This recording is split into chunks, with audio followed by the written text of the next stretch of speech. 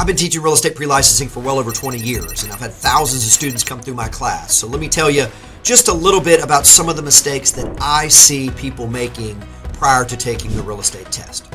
First and foremost is not understanding the vocabulary. Real estate's all about fundamentals. Test taking is all about fundamentals.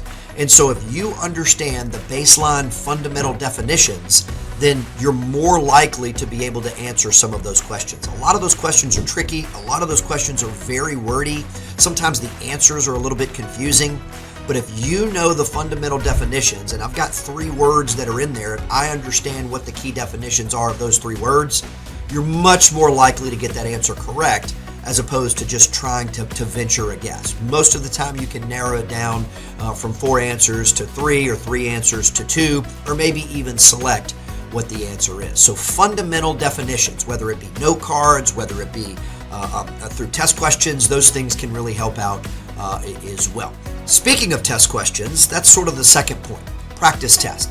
I see many students taking a practice test one time, they'll make a 60% first time through, and wouldn't you know, they fail the test and make a 60 or 60%. Those exam simulations, those practice tests are designed to be taken over and over and over again, right? You don't get any points for only taking it once. You don't get extra credit. So my recommendation is if there is a practice test or practice tests, there should be multiple, that you take them over and over again. You want to consistently be scoring 90% and above on those tests to be able to know that you can have the ability to walk in there and pass that test. On the flip side of that, when you miss a question, particularly if you take it a second time and miss the question a second time, you'd better understand why you missed it. All you need to do is ask yourself, why did I miss this particular question? That is going to help you from a fundamental level understand, get a wrong answer into a right answer. That's kind of how our brain learns, is when you start asking the question why, you're going to be reinforcing what that positive answer is. The next thing is follow your gut. A lot of times we get stuck on a question, and what I think you need to be able to do is follow your gut.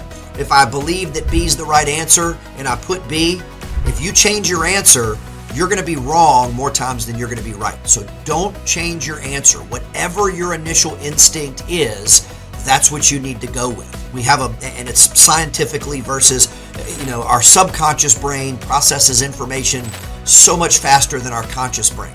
And in real estate, you're learning a bunch of stuff, and sometimes that stuff is stuck way back in that subconscious brain. And so as you're answering it, answer, move on.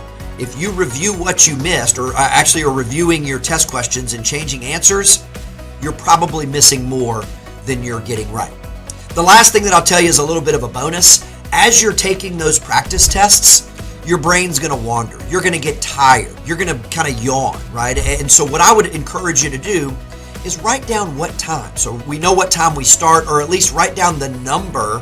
Like if I've got a 100 question practice test and I find myself, my mind wandering on question 30, I just want to write down question 30. And then I find myself again wandering on question 75, write down question 75. And then when you go back to review, check question 28, 29, and 30. Chances are you missed them.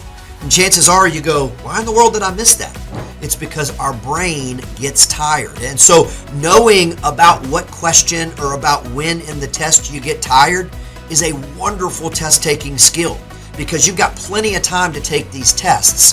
But what you want to be able to do is, I want to be able to get questions right. And so if after about 30 questions I know my brain gets tired, well, maybe that's a time I need a reset. Maybe I can get up, go get a drink of water, do some stretches, sit back down, and then I'm ready to go again. But understanding when your brain gets tired, when your mind starts to wander, track that in your practice tests. That's going to help you so much more on test day. Good luck to you. Let me know how you do.